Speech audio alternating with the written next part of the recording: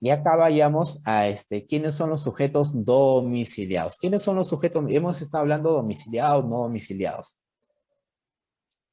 Hasta allí, estimados amigos, alguna consulta, alguna duda, también el saludo a todas las personas que se suman, que posteriormente van a poder acceder a estas capacitaciones virtuales. Estamos tratando el impuesto a la renta no domiciliado, ¿ya? Todos los saludos respectivos a todas las personas que se suman.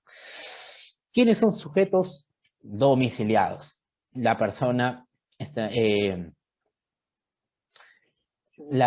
extranjera con residencia en el Perú, por ejemplo, más de 183 días. Ya hemos dicho que sujetos domiciliados somos todos nosotros. Todo lo que radicamos en territorio peruano somos sujetos domiciliados para efectos del impuesto de la renta, para efectos tributarios.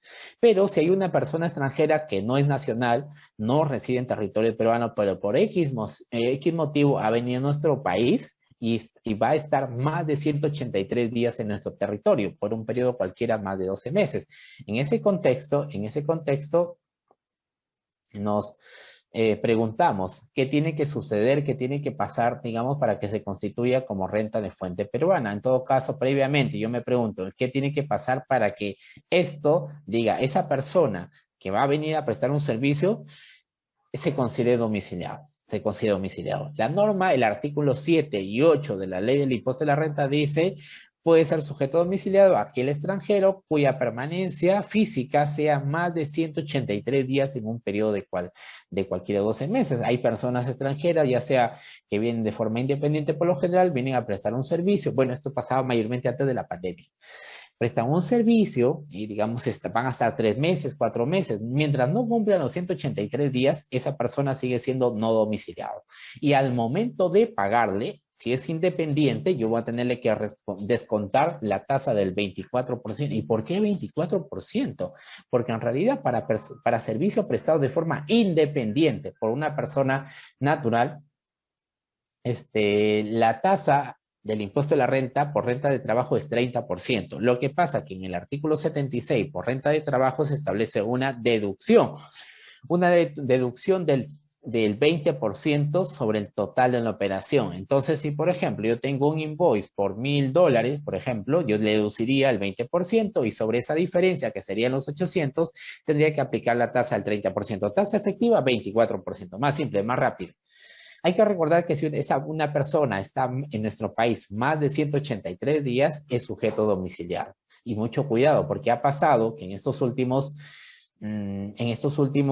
meses del año, más que todo el año 2020, han visto personas extranjeras que se han quedado por la pandemia, se han visto forzados a prolongar su estadía en nuestro territorio peruano. Entonces, en algunos de ellos posiblemente hayan cumplido más de 183 días y eso significa que en realidad puede considerarse sujeto domiciliado. Ahora, pero sujeto domiciliado no va a ser automáticamente. Supongamos los 183 días los cumplió en el mes de marzo 2020.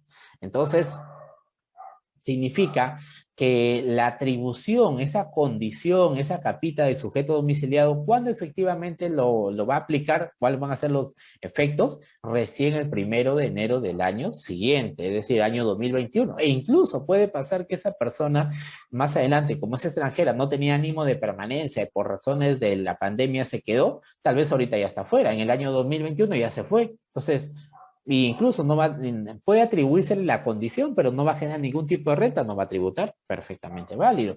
Pero aquí estamos viendo específicamente la condición de sujeto domiciliado. Hay que recordar que el artículo 8 de la ley del impuesto de la renta me establece la adquisición, es decir, de la condición de domiciliado, se inicia desde el 1 de enero de cada año, desde el 1 de enero de cada año, la adquisición o recuperar la condición se hará efectiva siempre que los 12 últimos meses se hubiera permanecido en el Perú más de 183 días. O sea, el primer requisito es que esté más de 183 días. Si está más de 183 días, perfecto, ya se cumplió la regla, ya se estableció que ahora sí es sujeto domiciliado.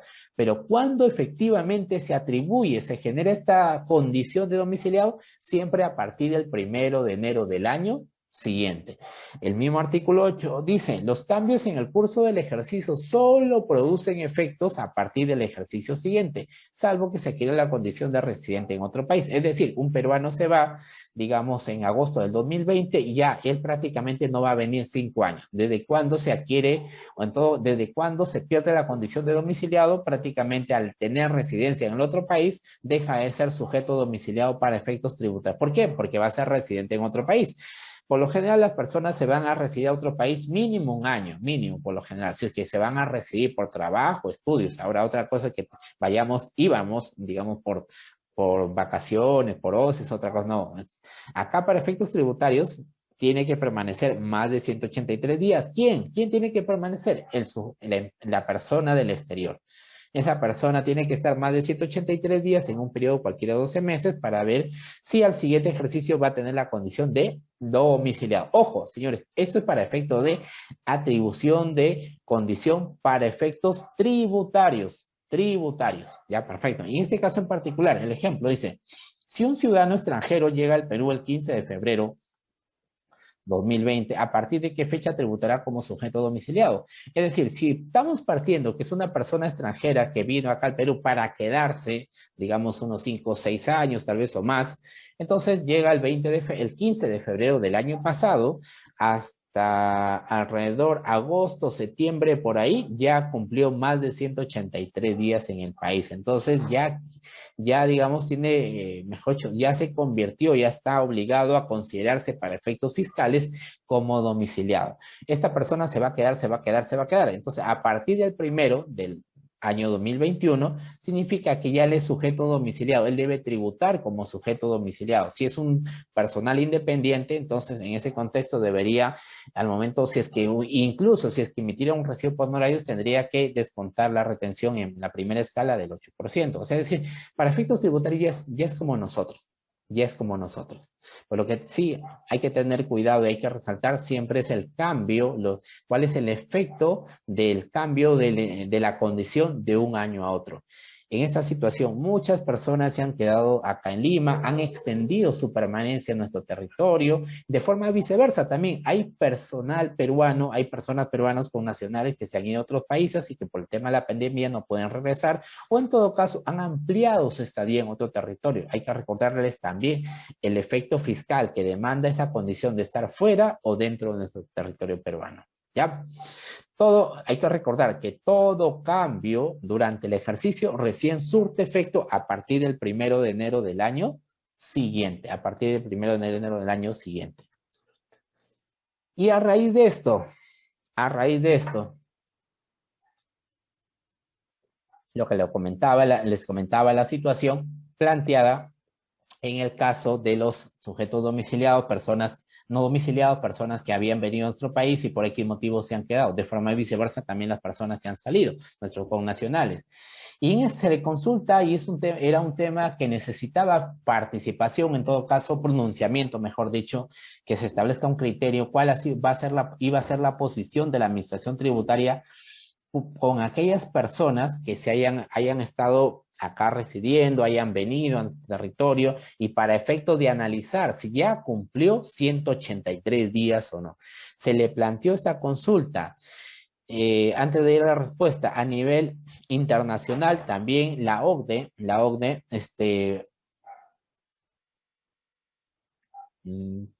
que lo queramos llamar así, aconsejó, o en todo caso instruyó, en todo caso de forma implícita, decía, a raíz de la situación de la pandemia, este plazo, obligados a no salir del territorio por las disposiciones legales de cada país, ese periodo de tiempo no debería computarse para efectos de la residencia fiscal, para analizar si es domiciliado o no domiciliado. Pero la OCDE, no, esas son directrices, son directivas que cada estado, de acuerdo a su autonomía jurídica, decide adoptarlas o no. Entonces, esperábamos, desde mi perspectiva, también creo que hubiera sido válido que la administración tributaria suspenda los plazos para el cómputo de las condiciones de domiciliado o no domiciliado según corresponda, Perfecto, pero bueno, finalmente se pronunció la Administración Tributaria y llegó a la siguiente conclusión. Dice, las medidas de cierre total de las fronteras adoptadas bajo la norma respectiva no suspende el plazo previsto en el artículo 7 de la ley del impuesto para efecto del impuesto de la renta, a efecto de establecer la condición de domiciliado en el Perú. A ver, es decir, ¿qué me quiere decir con esto? Que a pesar que haya visto cuarentena, aislamiento, y este no es un hecho que a la persona se le haya ocurrido simplemente o que se me hayan restringido, o sea, por no querer salir y por no poder viajar. Debido a las medidas sanitarias de cada país, muchas personas en diferentes países se han quedado, digamos, en el país en las cuales les tocó vivir la cuarentena. En ese contexto se les consultó a cuál era la posición técnica, si se suspendía o no estos plazos para efectos del cómputo de la condición de domiciliado o no domiciliado, según corresponda, a raíz de la situación de la pandemia que vivimos el año pasado. Conclusión de SUNAT, la medida del cierre total de fronteras, es decir, no suspende el plazo previsto en el artículo 7 de la ley del impuesto de la renta. Es decir, a pesar que en realidad no pudiste viajar, no por tu culpa, sino por una disposición legal del Estado, del gobierno de turno en ese país, simplemente te has quedado más tiempo y posiblemente, tal vez, vas a cumplir más de 183 días, y más de 183 días significa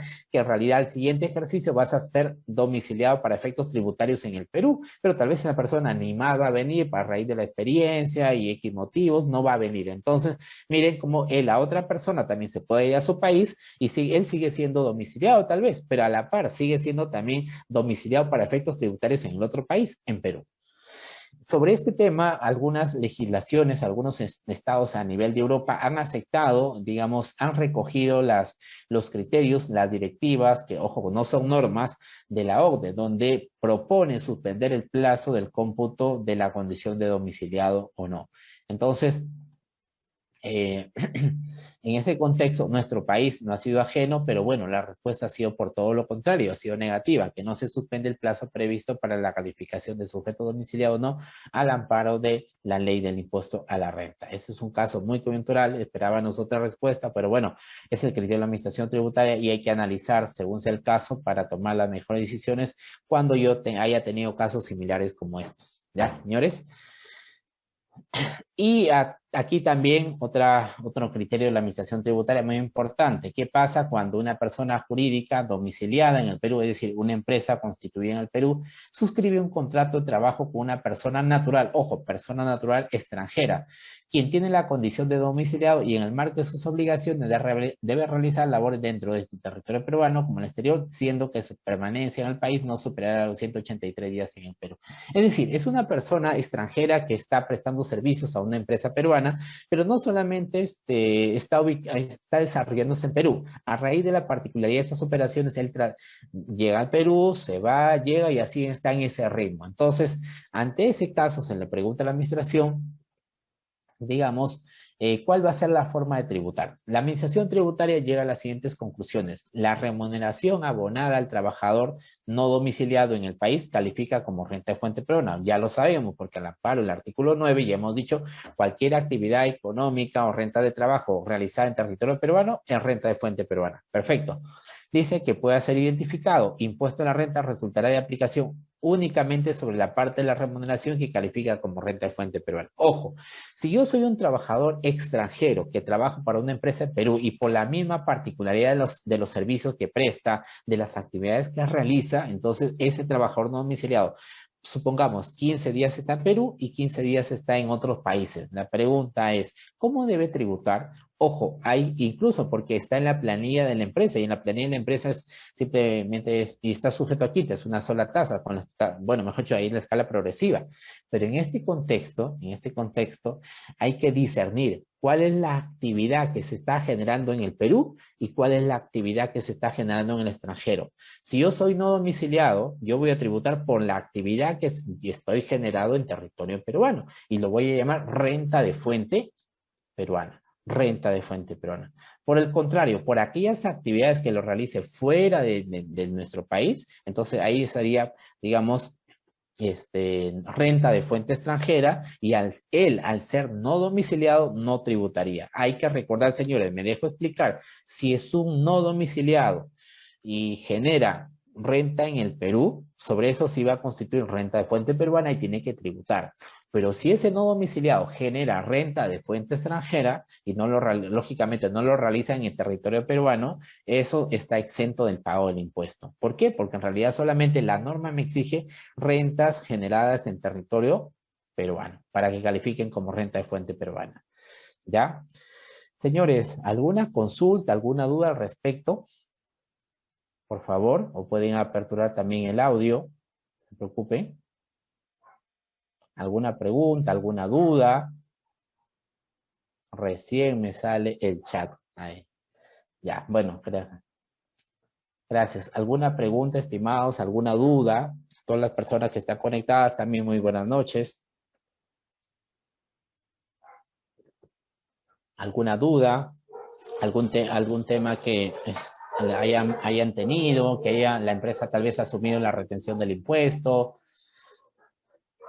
¿Alguna duda? Por favor, si pueden comentarme.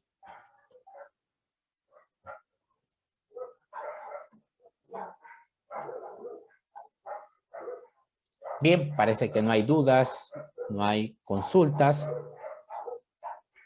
Perfecto, gracias. Entonces, continuamos. A ver. Acá, la base jurisdiccional del impuesto, la base jurisdiccional.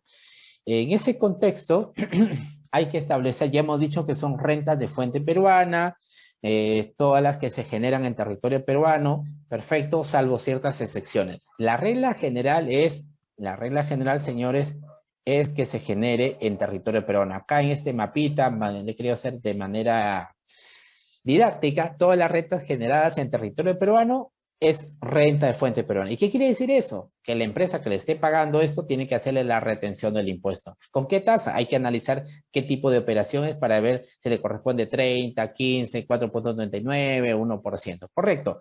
Entonces, pero habíamos dicho también que hay ciertas excepciones a esa regla general en las cuales, a pesar que se presten desde fuera, igual se consideran renta de fuente peruana. Por servicios digitales, asistencia técnica, prácticamente hay un criterio similar, un criterio en común, que es la utilización económica. La utilización económica, el uso o consumo de los servicios en el Perú por servicios digitales, es el criterio que se utiliza para decir que es renta de fuente peruana, porque es un servicio digital, no es que el servicio digital lo voy a ver, es algo implícito, es algo intangible. Entonces, ese servicio, para ese tipo de operación se ha establecido no un criterio de territorialidad, sino un criterio de utilización económica. Quiere decir que basta que la empresa peruana esté aprovechando económicamente esos servicios de parte del extranjero, de la empresa extranjera, ya se considera renta de fuente peruana. Por asistencia técnica es algo similar también. ¿Qué se consuma, qué se utiliza económicamente en el Perú? Si eso se da, a pesar que la asistencia técnica se esté dando desde otro país y nadie del personal de esa empresa haya venido a laborar en el Perú, igual se considera renta de fuente peruana porque hay una utilización económica en el Perú. Son criterios que se establecen para verificar si es renta de fuente peruana o no. El tema regalías, hay dos criterios: utilización económica que se dé en nuestro país y el pagador, el que paga esta renta al no domiciliado, sea una empresa domiciliada en el Perú. Si se cumplen esos, regalías, renta de fuente peruana. Entonces, señores, vamos entrando al tema en qué casos los sujetos no domiciliados estarían obligados a pagar el impuesto. De estos ejemplos tenemos los más clásicos que se dan todos los meses. La gran mayoría publicita por internet, marketing digital, redes sociales y los más clásicos, publicación a través de Facebook. Entonces, ese servicio, por ejemplo, es un servicio digital. Sobre ese tipo de servicio, hay la obligación, como califica en sí como servicio digital, hay la obligación de retener el 30%, salvo que estemos ante un convenio para evitar la doble tributación. También en el tema de asistencia técnica, en el tema de regalías. Entonces, si se le paga también a uno domiciliado, tengo que hacerle la retención del 15% si se trata de asistencia técnica o 30% si se trata de regalías. Si ya estoy un CDI, estoy analizando un convenio para evitar la doble tributación, tendré que analizar cada caso, cada tipo de operación para ver si le aplica los beneficios del CDI, los beneficios del convenio. Aquí también no quería dejar pasar por alto el tema de las rentas netas, rentas presuntas de fuente peruana. Renta presunta de fuente peruana.